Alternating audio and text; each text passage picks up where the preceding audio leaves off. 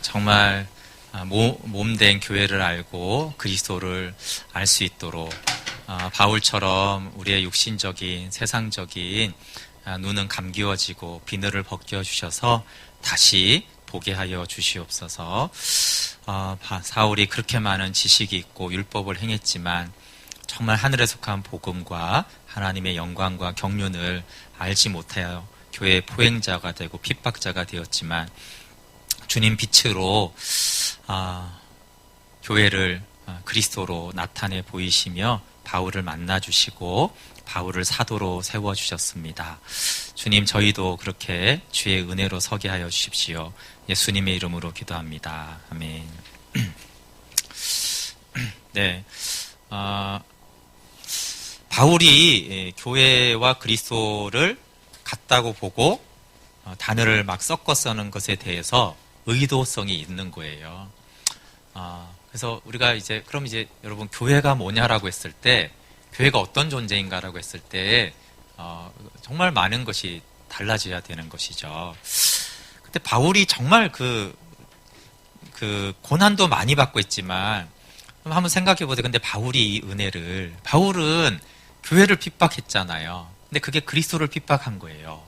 근데 놀랍게도 하나님은 그를 용서해 주는 정도. 저는 아마 이제 장님이 돼서 이렇게 3일 동안 그렇게 장님이었잖아요. 회개하고 용서만 해주셔도 큰 은혜가 아닐까요? 그쵸, 정말 용서해 줄게. 네가 회개 기도하니까.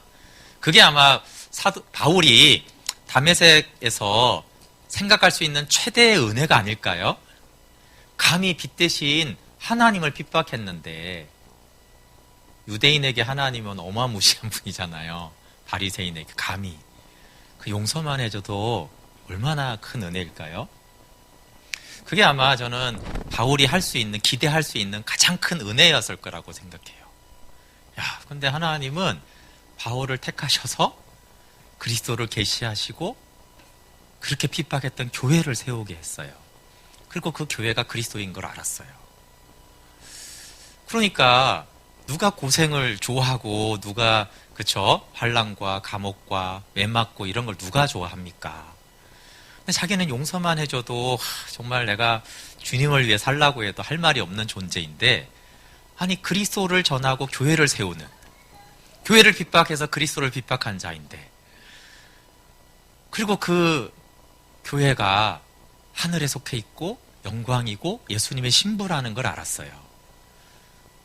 그 차원을 생각했을 때 그런 교회의 털을 놓는 자로 자기를 세우신 것, 그리고 그 창세전의 비밀을 자기같이 그리스도를 핍박하던 자에게, 죄 용서함만 받아도 무한한 은혜인 나 같은 자에게 창세전에 감추어졌던 교회라는 비밀을 드러내시고, 그랬을 때 물론 바울을 그냥 대단한 사람으로 봐도 되지만, 바울이 자기가 생각한 은혜의 수준을 너무너무나 뛰어넘는 하나님의 그 은혜와 믿어주시고, 네가 이제 교회를 세워라.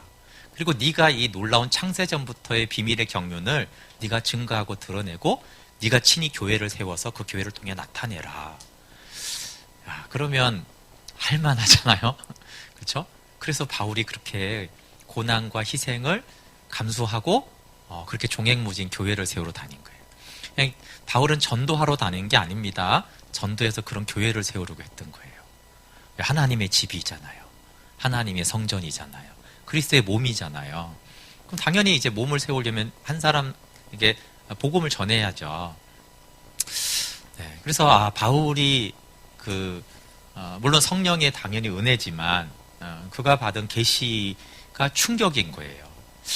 그럼 저는 이 교회를 알면서, 복음을 알면서 내가 그렇게 할 수는 없는데 이건 너무 충격적인 사실이라고 생각했어요. 네, 내가 생각했던 교회와 성경이 말하는 교회, 바울이 알았던 교회는 너무 다른 거예요. 그래서 제가 그래서 예수님 자리를 제가 복음학교 가서 한번 충격을 받고, 복음이 이렇게. 그리고 제가 한 달 뒤에 이 예수님 자리를 들었는데 제가 깜짝 놀랐어요. 교회가 창세전부터 시작이 됐단 말이야? 교회가 그리스도야? 교회가 하늘 영광에 있어? 예수님의 신부고 예수님의 몸이고 똑같아? 교회가 그리스도야? 저는 그래서 너무 깜짝 놀란 거예요. 이 영광스러운 교회를 바울은 그걸 보고 그 고난과 희생, 여러분 뒤에 나오는데 교회를 위한 괴로움이 기쁘대요. 너희를 위해 받는 괴로움을 내가 기뻐하고 그래요. 괴로움이 어떻게 기쁨이 돼요? 근데 그 영광이 너무 크니까, 이 충격이 너무 은혜가 크니까 괴로운 게 기쁘대요. 바울이 여기에 미쳤구나. 근데 그게 바울의 얘기만이 아니라 요한복음을 봐도 그렇고 계시록을 봐도 그렇고 히브리서를 봐도 그렇고, 그러면 그때 사도들이 다 여기에 미쳤구나. 그렇죠? 바울 한 사람이 아닌 거예요. 그들이 왜 순교를 했고 그들은 왜 그렇게 어리석은 삶을 살았을까? 이것이 이제 조금은 이해가 되는 거예요. 그래서 제가 말했지만 이 교회, 교회가 이런 것이구나. 그러면 이 교회를 하나님이 꿈꾸셨고 하나님은 창세전부터 그리고 결국 이루시겠구나. 하나님의 관심은 결국 계시록에 가서 그 영광스러운 신부된 교회인데, 그럼 내가 해야 될 일이 뭘까? 그 교회, 영광스러운 교회 되는데 일조를 하는 게 아닐까? 참여를 하는 게 아닐까? 어디까지 할 수 있을지 모르지만 그 방향이라도 같아야 되는 거 아니에요? 하나님이 가시는 그 방향하고 방향이라도 같은 데 가야죠. 하나님은 영원한 목적으로 가는데 나는 이쪽으로 가면 그거 평생 산 게 너무 헛되잖아요. 그렇죠? 그래서 어디까지 갈 수 있을지 모르지만 이거를 한번 해봐야겠다. 네, 그러려면 물론 이제 기존 교회에서도 할 수 있지만 이게 개념이 너무 다른 거예요. 그러면 이제 개척을 해야겠다. 사실 개척을 해도 사실 잘 안 되고 바울이 아는 교회를 저는 모르겠어요. 그러나 개척해서 시작을 해야겠다라는 생각이 들은 거예요. 좀 저만이 아니라 이렇게 같이 성도들에게 이게 교회입니다. 우리가 이런 교회를 좀 하면 좋겠습니다. 어떠십니까? 네, 우리는 다 몰라요. 이렇게 해도 몰라요. 그 실체를, 바울이 가졌던 그 리얼한 실체는 우리는 몰라요. 그럼에도 불구하고 이게 교회인데 이게 하나님의 비밀의 영원한 경륜이고 그게 창조와 구원의 모든 목적이라면 그거를 향해서 한번 해봐야 되지 않겠습니까? 우리는 어떤 교회가 돼야겠습니까? 네, 우리는 그냥 사람만 늘어나고 재정이 늘어나고 그런 교회가 돼야겠습니까? 네, 아니면 그리스도의 몸인 교회가 돼야겠습니까? 네, 그래서 이제 개척을 생각한 거죠. 개척 자체가 뭐 이런 교회가 된다라는 의미가 아니라 적어도 성도들이 우리가 이런 교회를 한번 해봅시다. 그리고 우리 세대 안 되면 우리가 다음 세대에게 이걸 알려주고 이네들이 계속 하거라. 그리고 죽으면 되잖아요. 그래서 제가 이제 청년부 이제 전도사 때 뭐 가진 것도 없고 아는 것도 없지만 이거 해야 되는 거겠다. 할 가치가 있다. 어쨌든 바울이 보았던 이 교회는 사실상 오늘 한국 교회에서 거의 볼 수가 없고 많이 잃어버렸어요. 감사한 건 이걸 그래도 추구하려고 하는 사람들이 있다는 게 감사한 것이죠. 그래서 어쨌든 저도 그 대열에 들어가서 성경이 말하는 진짜 교회, 그것들을 안 되면 흉내라도 좀 내보면서 해가야 되는 게 아닌가. 근데 여러분도 저도 다 저도 이제 한국 교회 그냥 평범한 교회를 다녀가지고 그게 몸에 밴 게 있어요. 뭐 신학교 가려면 열심히 했을 거 아니에요, 그렇죠? 이게 배어 있는 성경과 무관한 그런 교회 개념이 들어와 있죠. 그리고 이제 목회를 하면서도 마찬가지 현실이라는 문제가 만만하지 않고요. 그럼에도 불구하고 이런 교회를 이제 내년부터 우리가 다시 좀 해가면 좋겠다 이런 마음이 이제 있는 거예요. 지난주에 할 수 있냐? 저는 못합니다. 제가 말할 수 있는 건 이 방향으로 가야 한다는 것만 알 뿐이에요. 그리고 아까 막 승철이가 그런 교회가 가능하냐 있냐 막 이래서 바울도 쉽지 않았어요. 빌립보서 있을 때 감옥에 있는 바울을 괴롭히려는 놈들이 있었잖아요. 말씀을 전하는 거 보면 그거 교회 리더예요. 유다서에도 거짓 선생들이 따르는 사람들이 있으니까 그 리더 중에 그 거짓 선생이 있는 거예요. 이런 하늘의 복음을 고사하고 아주 그 저차원적인 이상한 복음을 막 가르치고 사람들 따르고 그게 사도들이 있었던 현실이에요.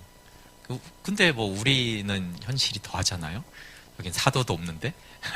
제가 그 셀교회를 알려고 사례비도 받지 않고 셀로 개척하는 교회를 제가 갔을 때 고민이었어요.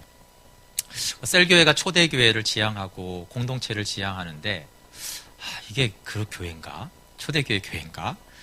고민을 많이 하고 시스템이 너무 잘 돼 있는데 이 시스템으로 몸된 교회는 되는가? 그 의문이 있는데 제가 이제 신대원 사경회에 가서 좀 혼자 고민을 기도를 하는데 좀 하나님이 제 마음에 주신 것은 용호야, 초대교회가 된 것은 사도들이 있었기 때문에 그래. 제도를 배워서 되는 게 아니야. 시스템을 바꿔서 되지 않아. 물론 네가 이렇게 셀교회 형태를 알고 여러 형태를 알아서 어떻게 이 몸된 교회를 구현해내는가를 아는 건 중요한데 사도들이 그거 연구해서 됐냐? 사도들이 있으니까 되지. 그들은 복음을 알았고 교회를 알았어. 시스템은 몰랐어. 뭐 야구 시스템 뭐 그런 거 많이 보셨죠? 예, 저도 그런 거 다 공부했습니다. 그래서 수양회 뭐 공부하고 그 다음 수양회 뭐 공부하고 웬만큼 다 경험했어요. 그걸 하나도 하지 않아요. 사도들이 있었구나. 그들은 하늘에 속한 복음을 알고 교회의 비밀을 알았구나. 그들이 만들어진 것, 그들에 의해서 만들어진 게 교회였구나. 비록 불완전하고 나쁜 놈들도 들어오고 이단도 들어왔지만 그래서 제가 이제 시스템은 공부를 했습니다. 근데 그거에 의존하기보다는 사도와 같은 생명이 있는 사람들이 중요하다. 그래서 이제 다시 복음이 중요하구나. 그쵸? 그 이제 복음에 의해서 생명을 가진 사람들이 되는 거잖아요. 그쵸? 그리고 그들이 여러분 예수님 근데 이제 기본적으로 그래도 셀이 아주 좋은 건 뭐냐면 그들로 공동체로 시작한다는 거예요. 교회를 집단과 목회자 한 사람이 집단으로 하지 않고 예수님의 세 제자와 12명 공동체로 시작을 하라고 하는 거예요.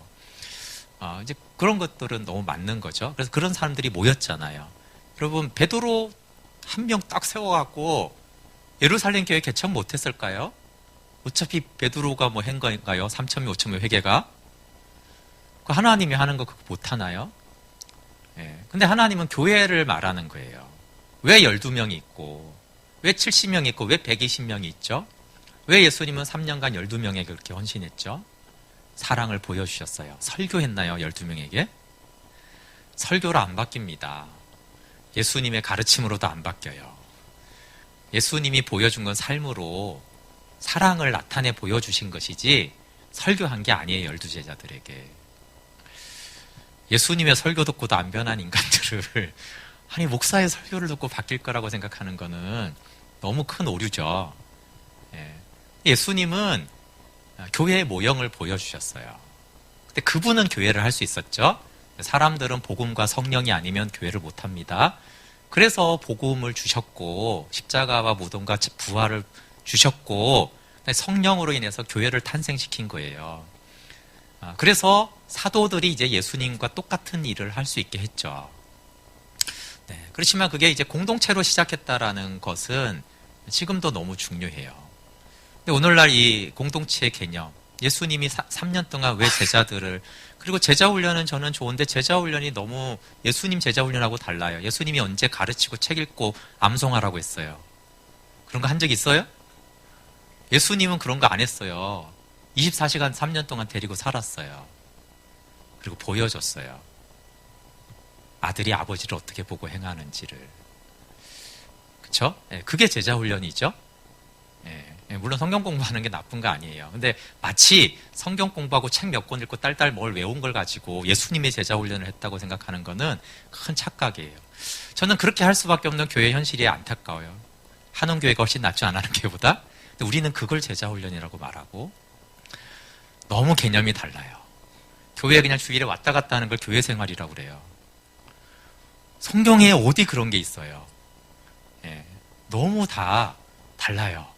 역사와 개인들의 이기주의와 혼과 육의 변형으로 너무 다른 걸 우리는 하고 있어요. 비난하는 게 아니라 가까이 가자는 거예요. 종교개혁들처럼 우리 성경으로 돌아가 보자. 그럼 복음이 뭐고 교회가 뭐냐? 거기로 돌아가 보자. 여러분 마틴 루터가 종교개혁을 완성시키지 못했습니다. 그렇지만 그는 위대한 사람 맞죠? 칼빈도 완성 못 시켰습니다. 그렇지만 그가 위대하죠. 왜냐하면 성경으로 돌아가려고 했기 때문에 그래요. 그들은 완성자들이 아니에요. 그러나 성경으로 돌아가는 것에 헌신됐고 목숨을 바쳐서 그 일을 했어요. 그것으로 주님은 충분한 거죠. 그래서 유다서에 그렇게 시도하고 그 과정에 있는 사람을 하나님의 영광 앞에 흠없이 기쁨으로 서게 하셨다는 그 말씀이 그런 거예요. 우리가 그냥 그 길로 가려고 하면 되는 거예요. 전통과 습관에 의한 또 세상 조직을 교회에다 들여와가지고 그런 게 많습니다, 여러분. 역사상은 세상 철학이 교회로 들어왔어요. 콘스탄틴이 기독교를 공인하면서 이제 확장에는 좋았지만 소그룹적인 그것만 없앤 게 아니에요. 첫 번째 소그룹을 없앴어요. 큰 성전을 짓고 이제 대그룹을 만들었잖아요. 또 하나가 이제 철학을 가져왔어요. 철학자들.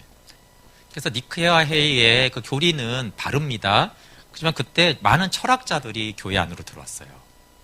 그때부터 이제 학문의 교회가 약하게 됐어요. 똑똑한 사람이 이제 지배하는 구조가 된 거예요. 그전에는 똑똑한 사람이 교회 리더가 꼭 되지 않았어요. 생명이 있는 사람이 교회 리더가 되었었죠.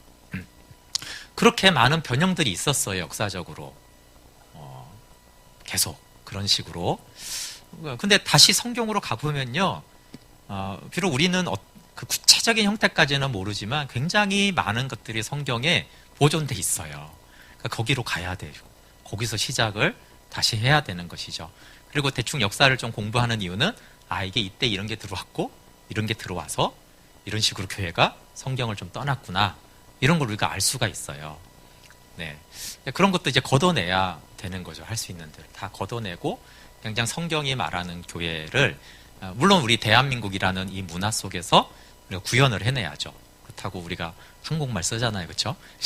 우리 히브리말 쓰는 거 아니니까 그 안에서 가장 아름다운 형태가 무엇인가를 같이 가면 좋겠다. 네, 그게 이제 개척을 하고 싶다라는 이유였습니다.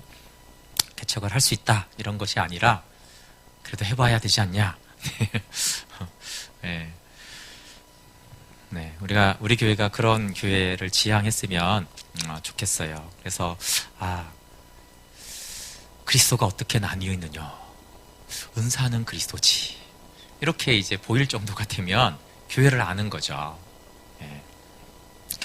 네, 5단은 머리 예수님 조금 하고 중간까지만 할게요. 다윗의 천막에 대해서 나옵니다. 아모스 9장 11절에 다윗의 천막을 일으키고 이런 말씀이 있어요.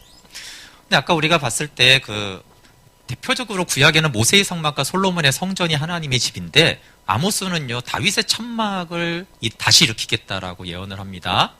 독특하게. 네, 저는 다윗의 천막을 굉장히 좋아합니다. 예배를 다루면은 다윗의 천막에 대해서 할 말이 많은데 오늘은 이제 예배 주제는 아닌데 그럼에도 불구하고 다윗의 천막이 신약에 아주 중요합니다. 다윗의 천막에는 오직 언약궤만 있었어요. 언약 관계만 있었어요. 교회 안에는 오직 예수 그리스도만 계시면 되죠. 다윗의 천막을 다시 일으킨 게 교회입니다. 신약의 교회.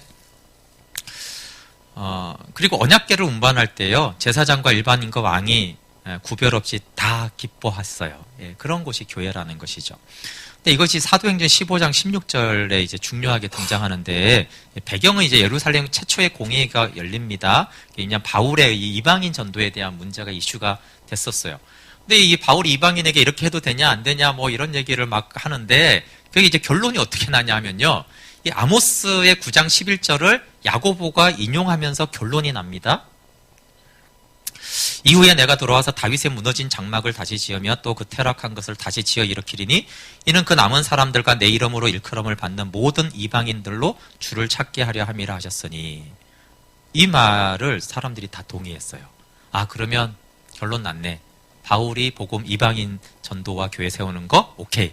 다만 몇 가지만 금하는 거 이렇게 이제 끝났어요. 왜 다윗의 천막일까요? 이게 신약 시대에 이제 확정이 된 거예요. 예루살렘의 모든 사도들과 리더들이 다윗의 무너진 천막이 일으켜졌어 라고 신약교회를 이해한 거예요. 공적으로 받아들였다는 거죠. 그러니까 지금 신약과 교회는 다윗의 천막이 다시 회복된 곳인 거예요. 네. 솔로몬 성전에는요, 이방인들과 유대인들이 구분돼 있었어요. 많이 들으셨죠? 담이 있었습니다. 그걸 넘어가면 죽었어, 이방인들은. 근데 다윗의 장막에는 막힌 담이 없습니다. 이방인과 유대인이 하나예요. 에베소서 2장 14절 말씀이에요. 교회를 말하는 거예요. 이것이 다시 회복한 교회의 모습입니다. 물론 예배의 형태도 이제 생각할 수 있어요. 요한복음은 사망에서 생명으로 그 만물이 영원한 생명을 통해서 어떻게 하나된 교회가 세워지는가에 대한 말씀이에요. 그래서 아버지께서 나를 보내듯이 나도 너희를 보내노라. 그럼 한번 생각해 보세요. 이게 우리는 다 나를 개인을 보낸다고 생각해요. 너희를 보낸다고 그랬는데. 아버지가 새 사람으로 나를 보내셨듯이 나도 너희를 집합적인 새 사람인 너희를 보낸다 이런 뜻이에요. 예수님의 승천과 집합적 새 사람의 탄생, 예수님에게 있던 생명이 그들 안에 들어왔어요. 사도행전 2장의 성령의 강림이 개인에게 왔습니까? 아닙니다. 그들에게 왔습니다.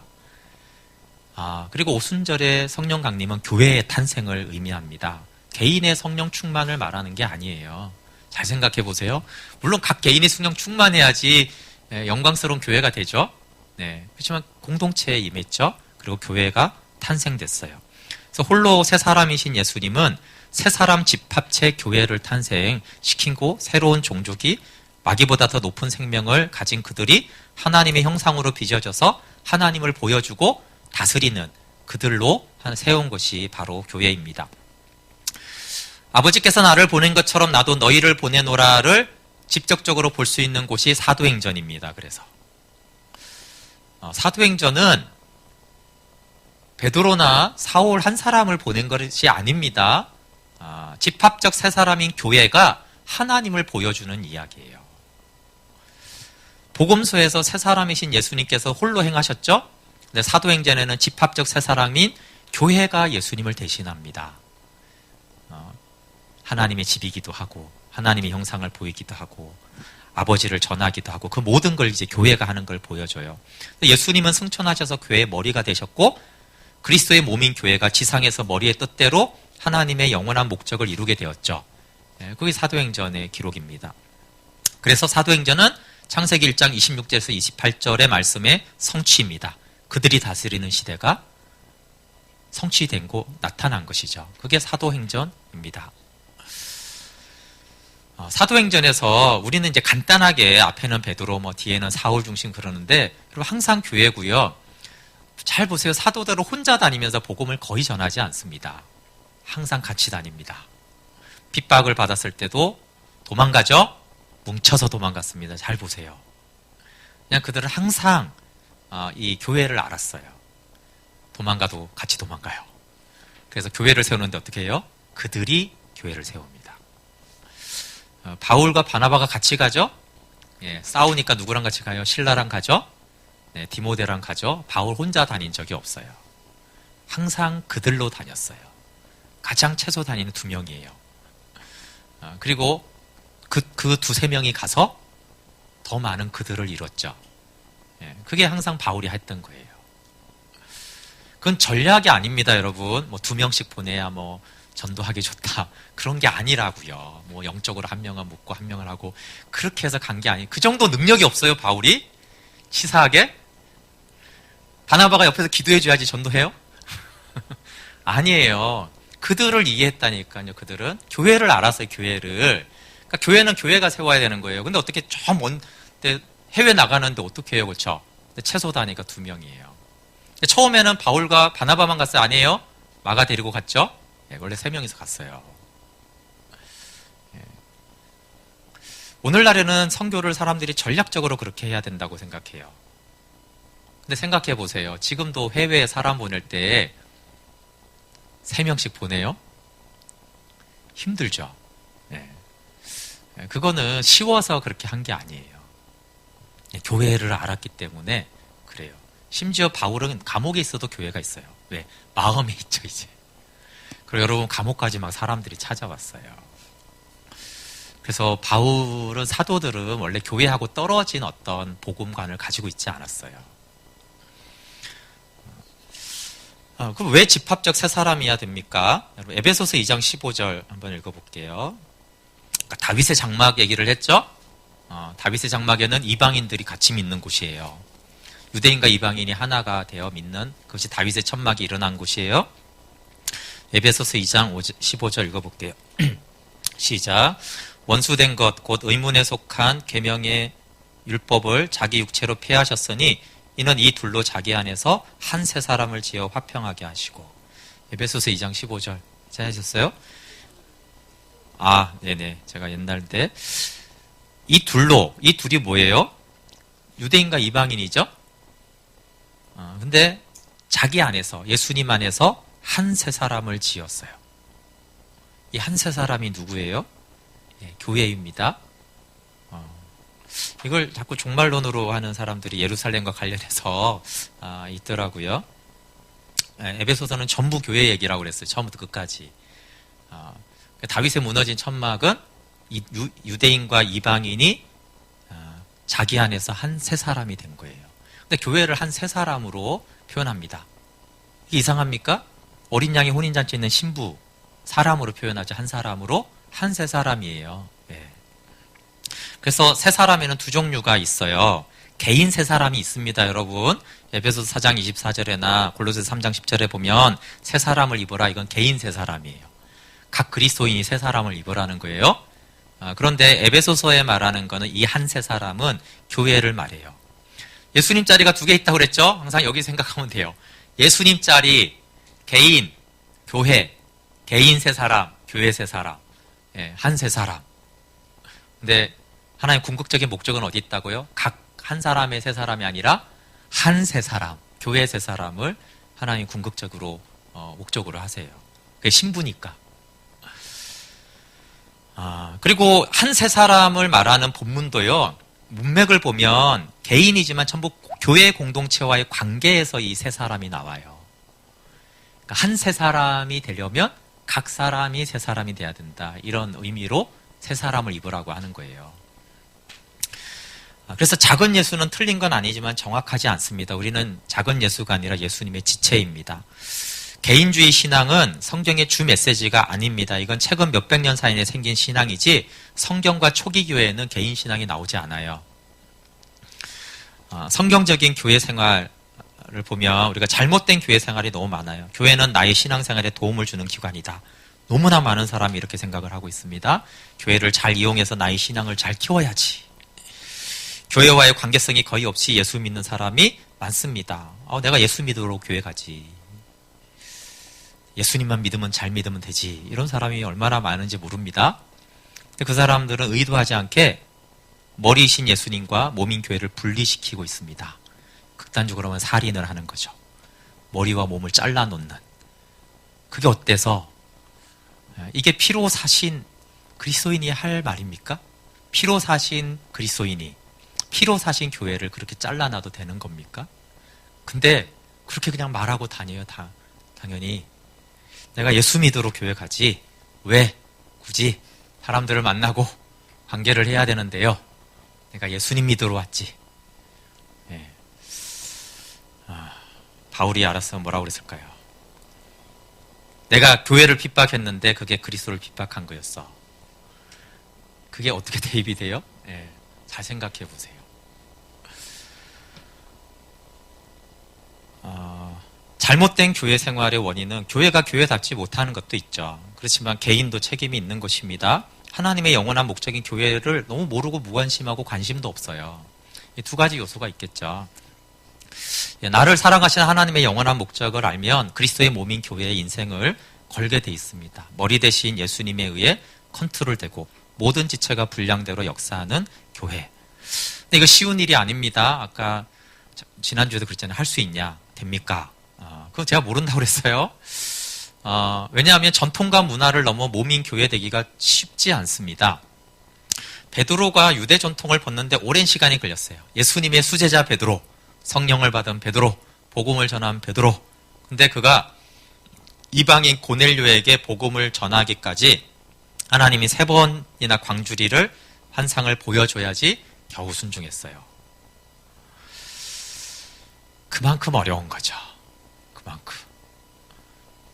예루살렘 교회도 초기에 이렇게 유무상통하는 교회가 되잖아요. 몇십 년이 지나도요, 이 전통을 못 벗었어요. 그래서 바울이 예루살렘 교회를 방문했을 때 율법에 열심히 있는 자가 많았다고 그랬어요. 율법주의자들이 많았다고요. 1300년 유대 전통을 벗기가 힘들었어요. 사도들이 있고 그 생명이 나타나도 여전히 전통과 문화에 얽매이는 사람들이 있었어요. 쉽지 않죠? 현재 2000년 기독교 전통도 그만큼 어렵습니다.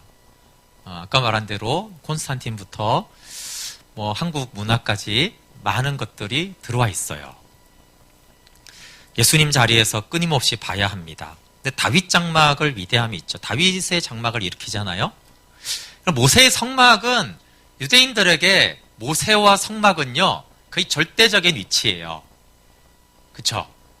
모세를 누가 그리고 모세가 세운 성막 그 성막 한 불에다가 죽잖아요. 근데 다윗은 500년 전통을 깨고 다윗의 천막을 일으켰어요. 성막을 무시한 게 아닙니다. 성막이 따로 있었어요. 근데 그 당시로 엄청난 개혁이죠. 그렇지 않습니까? 모세의 전통을 깨고 다윗의 천막을 일으켰다. 언약궤 앞에 들어가면 죽는데 언약궤 앞에 수백 명의 사람들을 세웠습니다. 그 지성소는 고요한 곳이에요. 다윗의 천막에 온갖 악기와 박수 소리와 함성이 외쳤어요. 예, 엄청난 변화죠. 근데 다윗은 본질을 알았으니까 상관없어요, 그렇죠? 예. 그래도 성경에는 그 기존의 전통처럼 그런 것들을 개혁한 사람들이 성경과 역사에 있었습니다. 바울과 예수 그리스도의 몸을 생각해 봐야 돼요. 여러분 얼마 전에 철로역정 영화 나온 거 보셨어요? 애니메이션. 예, 되게 좋았죠. 근데 철로역정의 존 버년은 정말 탁월한 신앙인이고 영적인 스승입니다. 근데 존 버년이 모르는 것이 하나가 있어요. 교회를 몰랐어요. 그게 바울과의 차이점입니다. 존 버년도 복음 때문에 감옥에 간 사람이에요. 오랜 세월. 그리고 감옥에서 불평하지 않고 그 속에서 철로역정을 쓴 믿음의 사람이죠. 그럼에도 불구하고 존 버년이 복음 전하다가 교회 목회하다가 감옥에 갔습니다. 근데 그가 12년 동안 감옥에 있을 때요, 교회 사람들이 아무도 돌봐주지 않았어요. 딸이 소경이었는데 소경이 12년간 매일 빵과 물을 가져왔어요. 그때 감옥은 밥을 안 줬어요. 밖에서 가족이 넣어줘야 됐어요. 그 아내는 돈을 벌어야 했고 그 시대 때 돈 버는 거 힘들겠죠. 옛날에 소경인 딸이 매일 빵과 물을 갖다 줬어요. 12년 동안 그걸 먹고 감옥에서 생존을 했어요. 그래도 신앙을 홀로 순례의 길을 그가 갔죠. 그렇게 쓴 게 철로역정이에요. 위대한 믿음의 사람이지만 바울과 다른 것이 있어요. 바울은 감옥에서 온통 교회뿐이에요. 그리고 교회가 바울과 함께 했어요.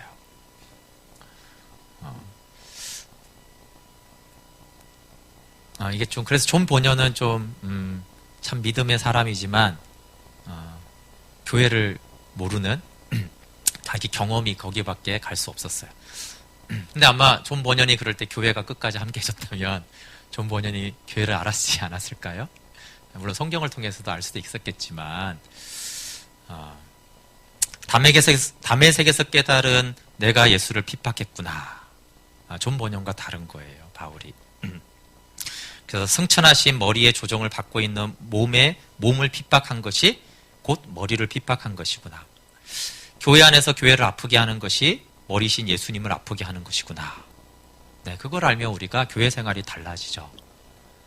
말조심도 하고 상처 주고 실족하게 하는 일을 안 할 수는 없겠지만 이것이 그리스도를 아프게 하는 것이라는 걸 알 때 우리가 훨씬 더 달라지겠죠.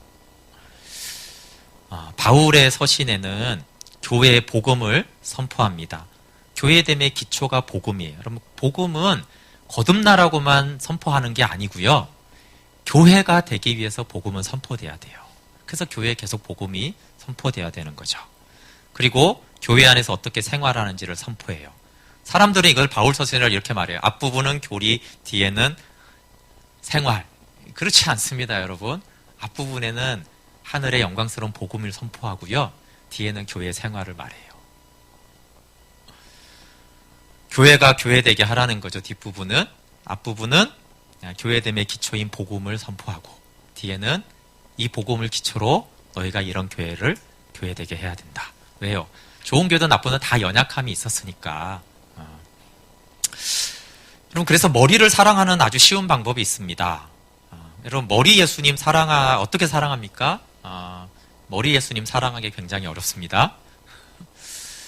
물론 우리가 찬양하고 감사할 수 있죠. 근데 그 이상의 것을 머리 예수님에게 할 수 없습니다. 보좌에 앉으신 예수님에게 뭐가 필요합니까? 아무것도 필요하지 않아요. 그래서 보좌에 계신 예수님께 우리가 유익을 끼칠 건 하나도 없습니다. 그리고 사실 찬양도 기뻐하시는 거 맞지만 이미 영광 중에 계십니다. 머리 예수님을 사랑하는 기가 막힌 방법이 있어요. 그거는 몸을 사랑하는 거예요. 몸을 핍박한 게 그리스도를, 머리를, 하나님을 핍박한 거라면 몸을 사랑하는 게 머리 대신 하나님을 사랑하는 거잖아요. 바울이 이걸 알았다니까요. 바울은 하나님을 미치도록 사랑했어요. 왜? 그런 나를 용서만 해줘도 되는 나를 사도로 세우시고 교회를 세우는 너무너무 사랑했어요. 그러면 하나님을 향한 사랑이 어떻게 나타났어요? 몸인 교회로 나타났어요. 그래서 교회를 너무너무 미치도록 사랑했어요. 여러분, 그 교회 안에는, 몸 안에는 많은 부족함이 있죠. 가난한 사람, 상처받은 사람, 외로운 사람. 그 사람을 사랑하는 것이 머리를 사랑하는 거예요.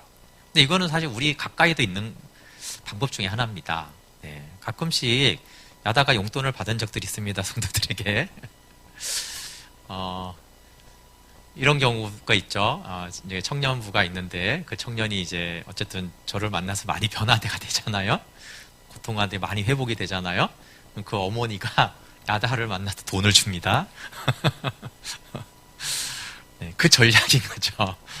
물론 저한테도 줄 수 있을 텐데 이해 가시죠? 야다한테 왜 돈을 줘요? 용돈을? 네, 저한테 하는 거죠, 사실은. 근데 저는 뭐 완전하지 않으니까 저한테 해도 되지만 머리 예수님은 완전하신, 전능하신 하나님이세요. 우주가 그 안에 그냥 들어가 있을 뿐인 어마어마한 분이신데, 아니 그분에게 1억을 드린들 1000억을 드린들 내 몸을 불살하게 봉사를 한들 전능하신 하나님께 그게 무슨 유익이 돼요. 근데 놀랍게도 10만 원으로도 우리가 하나님을 사랑할 수 있어요. 예. 그 재정으로 가장 어려운 지체에게 10만 원을 흘려보내는 것이 머리를 기쁘게 하는, 그게 지극히 작은 자 하나에게 냉수 한 그릇을 내 이름으로 주는 것에 내가 상이 있다라는 게, 그게 주님을 사랑한 것이기 때문에 그래요. 냉수 한 그릇으로도 머리를, 전능하신 하나님을 기쁘게 할 수 있다니까요. 유익하게 할 수 있고 사랑을 표현할 수가 있어요. 그래서 여러분, 머리를 사랑하는 방법은 교회와 지체를 사랑하는 거예요. 그냥 하면은 의미가 없고, 하나님이 머리를 사랑하기 때문에 냉수 한 그릇을 섬기면 그게 하나님을 사랑한 것이기 되기 때문에 하나님이 기뻐하면서 너 나한테 냉수를 줬구나 이렇게 받으신다는 거예요. 실제로 바울은 실제로 그걸 믿어. 이것도 상징이 아닙니다, 여러분. 맞죠? 교회를 핍박한 게 그리스도를 핍박한 거면 교회를 사랑한 게 그리스도를 사랑하는 거죠. 그 지체를 사랑하는 것이 교회를 사랑하는 것이에요. 네, 골로새서 1장 한번 쭉 볼게요. 그리스도의 남은 고난과 그리스도의 몸. 골로새서 1장 9절. 바울이 바울은요, 감옥에서 자기 고통과 괴로움이 아니라 교회 생각에 온통 사로잡혀 있어요. 1장 9절을 보면 제가 그 핵심만 읽어드릴게요. 1장 9절에 너희를 위하여 기도하기를 그치지 아니하고, 감옥에서 하는 거예요, 그렇죠? 쇠사슬에 매여가지고. 2장 1절 후반부에 어떻게 힘쓰는 것을 너희가 알기를 원하노니, 내가 너희와 라오디게아에 있는 자들과 물론 내 육신의 얼굴을 보지 못한 자들을 위하여, 그러니까 교회를 위해서 내가 어떻게 힘쓰는지를 너희가 알기를 원한다. 바울은요, 감옥에서도 교회를 위해서 계속 힘써요. 교회가 바로 세워지도록. 2장 5절 심령으로는 너희와 함께 있다. 그쵸? 예, 내 마음은 지금 너희와 함께 있어. 그것이 예수님 자리예요. 자, 예수님 자리는 하늘 보좌기도 하지만 교회와 함께 있는 그 자리. 내 마음은 너희와 같이 있다. 그리고 너희의 규모와 그리스도를 믿는 너희의 믿음에 굳은 것을 기쁘게 보고 있다. 추측이 아니고 내가 보고 있다고요. 지금 감옥에서 떨어져 있어요. 교회랑 바울이? 아니죠. 교회와 같이 있어요. 놀랍게도 4장 8절에 내가 두기고를 특별히 너에게 보낸 것은 너희로 우리 사정을 알게 하고 너희 마음을 위로하게 하려 함이라. 교제하죠. 고대시대 때 이 편지 주고받는 거 엄청 어렵습니다. 그렇지만요, 편지로 서로 교제해요. 우리 사정을 너에게 알게 하고서 그래서 너희를 위로하고 싶다. 이렇게까지 셀 모임을 한다니까. 바울은 얼마나 몇 달에 걸쳐서 생명의 교제를 하고 싶은 거예요. 빌립보서 1장 7절에 보면 내가 너희 무리를 위하여 이와 같이 생각하는 것이 마땅하니 이는 너희가 내 마음에 있음이요. 감옥에서 말하는 거죠. 너희는 내 마음에 있다. 나의 메인과 복음을 변명함과 확정함에 너희가 다 나와 함께 은혜에 참여한 자가 됨이라. 여러분, 바울만이 아니라 서신서들을 이렇게 쭉 보세요. 이런 부분이 많아요. 내가 이렇게 쓰지만 가서 얼굴로 보기를 원한다. 요한서, 유다서 다 그래요. 사도들의 교회를 향한 마음이에요. 어쩔 수 없으면 그 고대시대 때 편지는 보통 일이 아닙니다. 그렇게 교제하고, 그래서 나는 할 수 있으면 가서 볼 것이고 나는 꼭 갈 거다. 이렇게 말해요. 보고 봐서 뭐 하려고요? 네, 생명의 교제를 하려는 거죠. 네, 교회됨의 실제를 그렇게 하고 싶었던 거예요. 참여한다라는 것은 완전히 하나라는 뜻입니다. 동반자, 공동 동업자 이런 뜻이에요. 네, 우리 골로새서만 좀 보고 마무리하려고 합니다. 골로새서 1장 24절. 네, 이제 이 놀라운 말을 왜 바울이 이렇게 말했는지 교회를 알고 바울이 말하는 교회를 알면 이 말을 이해할 수 있어요. 골로새서 1장 24절입니다. 같이 읽어볼게요. 시작. 나는 이제 너희를 위하여 받는 괴로움을 기뻐하고 그리스도의 남은 고난을 그의 몸된 교회를 위하여 내 육체에 채우노라. 네, 보세요. 이게 교회를 모르면 이해가 안 되는 말이에요. 내가 이제 너희를 위하여 받는 괴로움을 기뻐하고. 아니, 어떻게 괴로움을 기뻐할 수 있어요? 근데 너희를 위해서니까. 너희를 위해서라면 나는 괴로운 게 너무 기쁘다. 너희를 위해 받는 괴로움이 기쁘다. 거기서 끝나지 않아요. 그리스도의 남은 고난을, 보세요. 그의 몸된 교회를 위하여 내 육체에 채운다. 교회를 위하여. 몸된 교회죠. 왜 그리스도가 들어가야 될 것 같잖아요. 여기도. 내가 그리스도를 위하여 고난을 받겠다. 이게 맞잖아요. 아니, 몸된 교회를 위해서예요. 왜요? 교회를 사랑하는 게 머리를 사랑하는 거니까. 그리고 여기에 그리스도의 남은 고난이 있어요. 여러분, 그리스도의 고난은 충분합니다. 더 이상 그리스도의 자체의 고난은 없어요. 예수님의 고난은 완전했으니까. 그럼 그리스도의 남은 고난은 도대체 뭐예요? 머리와 몸, 그리스도와 교회가 하나라고 했잖아요. 그리스도가 받은 고난은 완전한데 이 몸이 받는 고난이 아직도 있잖아요. 그게 그리스도의 남은 고난이에요. 교회가 고난받고 있었잖아요. 그럼 어떻게 해요? 교회가 받는 고난을 나는 내 육체에 채우겠어. 그 말이에요.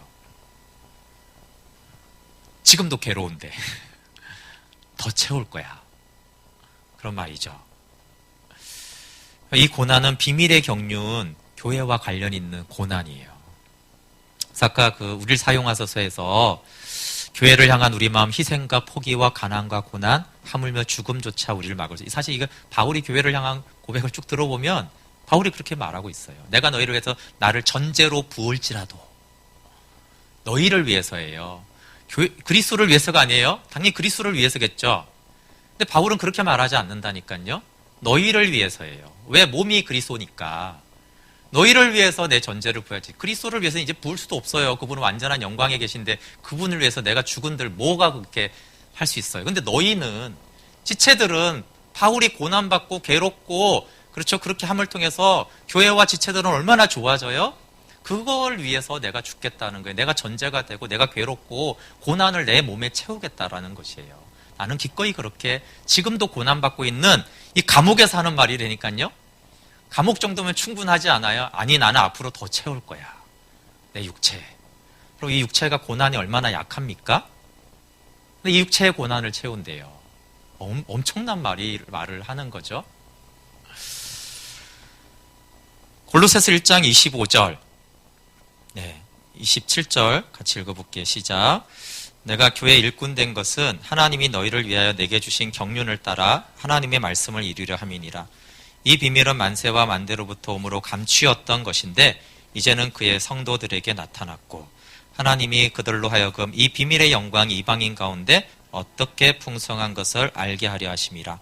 이 비밀은 너희 안에 계신 그리스도시니 곧 영광의 소망이니라. 네, 내가 고난을 내 육체의 몸된 교회를 채우겠다라고 하면서 내가 교회 일꾼 된 것은 이렇게 말하잖아요. 바울이 왜 일꾼 됐는가? 하나님의 경륜을 따라 그리스도를 전하여 교회를 세우려고, 그렇죠? 그럼 일꾼 됐죠? 그 일꾼 감당하느라고 지금도 괴로움을 당하고 있지만 감옥에서 앞으로도 고난을 채우겠다. 네, 이런 목적을 이루어가는 교회를 위해서 나는 기꺼이 나를 희생하겠다. 이런 바울의 고백이죠. 그럼 교회가 십자가를 지고 예수님을 따르는 고난이 있습니다. 왜냐하면 교회는 예수님의 신부니까 예수님의 발자취를 따라가요. 그분은 고난을 다 받았지만 이제 교회는 고난을 받으면서 그분을 따라가죠. 그래서 예수님의 자리는 예수님과 어디든지 함께 있는 자리인데 바울은 고난의 자리도 나는 영광의 자리도 예수님과 교회와 함께 하겠다라고 한 거예요. 네, 고린도서 11장 23절부터 27절 읽어보고 말씀 오늘은 마칠게요.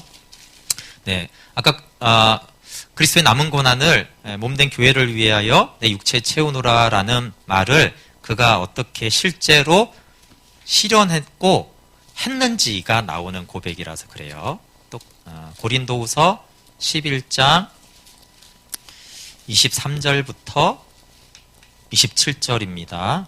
23절, 11장 23절부터 27절 같이 읽어볼게요. 시작.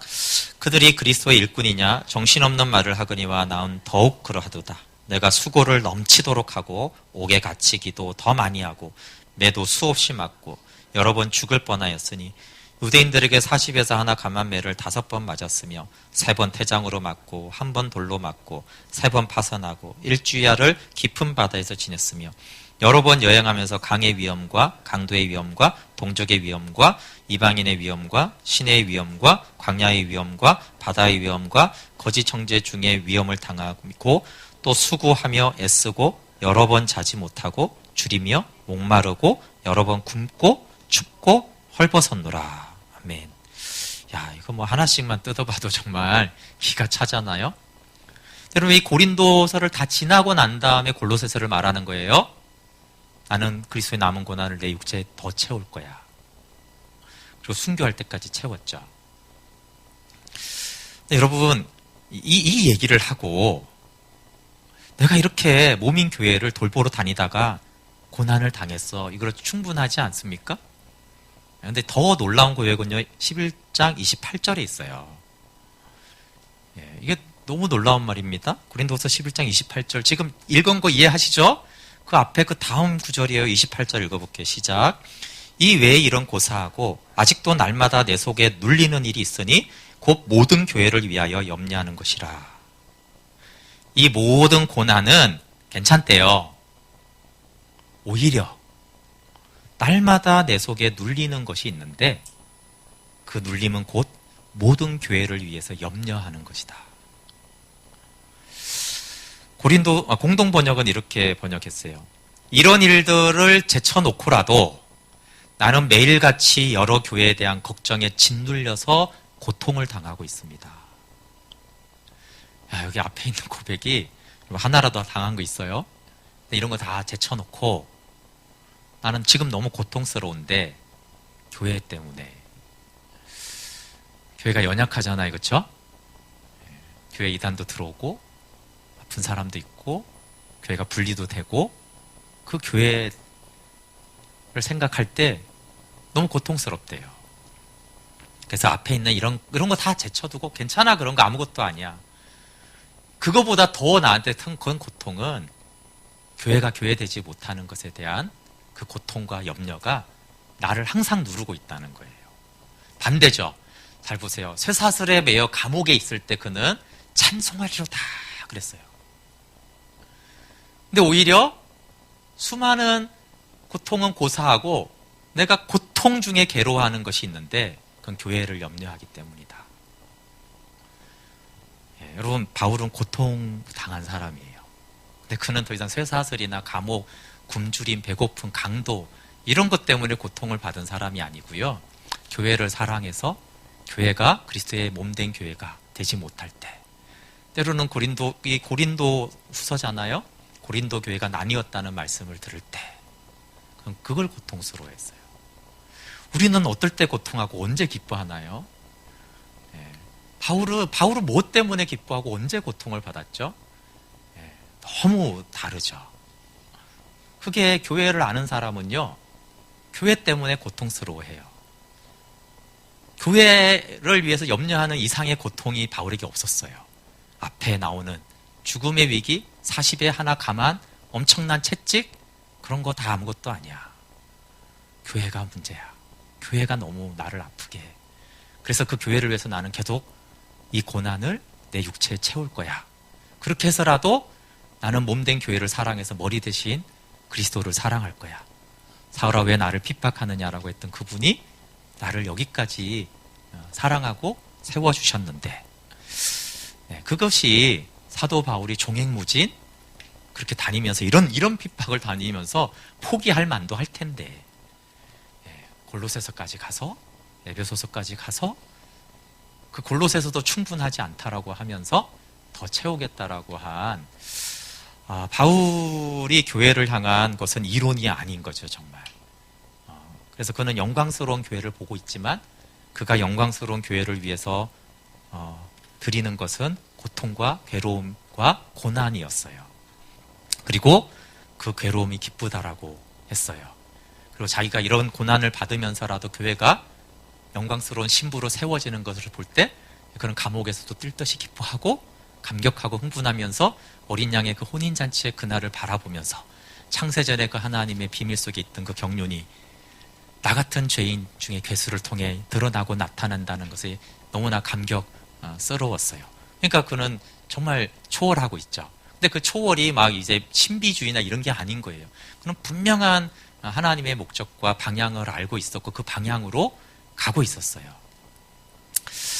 네, 이것이 이제 하나님을 알았던 바울의 마음이고 당연히 우리를 향한 하나님의 말씀이겠죠.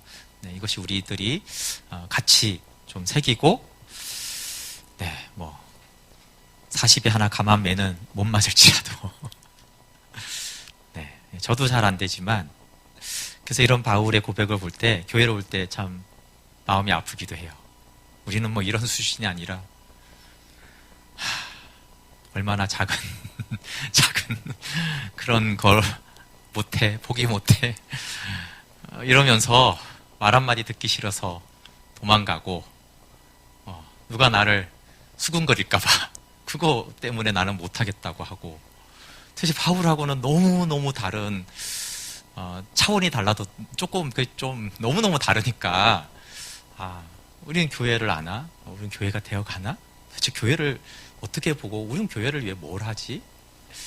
네, 그런, 그죠. 근데 시작은 교회를 알아야 돼요. 그쵸? 무조건 이렇게 희생하라는 게 아니라 이게 뭘 위해서 뭘 하고 있는지를 우리가 알아야지 희생과 고난이 기쁨이 될 수가 있는 것이죠. 내 주님, 그런 가치 있는 것을 위해서라면 내가 기꺼이 포기하고 나를 죽음에까지 내어주겠습니다. 감옥 가시고 괜찮습니다. 이런 건 고사하고 아무것도 아닙니다. 그럼 바울처럼 되면 회사가 문제겠어요. 지금 집이 문제겠어요. 내 건강이 문제겠어요. 아무것도 문제가 안 되죠. 네, 바울을 막을 수 있는 게 없었죠. 네. 그래서 바울은 그래도 어쨌든 하나님이 그렇게 또 쓰셨죠. 바울을 마음이고 하나님은 바울을 통해서 얼마나 큰 사랑을 받았을까요? 네가 내 몸을 그렇게까지 사랑하니 네가 나를 얼마나 사랑하는 줄 알겠다. 네. 같이 기도하고 좀 마치고 나눔하고 마칠게요. 우리 좀 같이 기도하겠습니다. 여러분, 내가 아는 교회는 무엇이고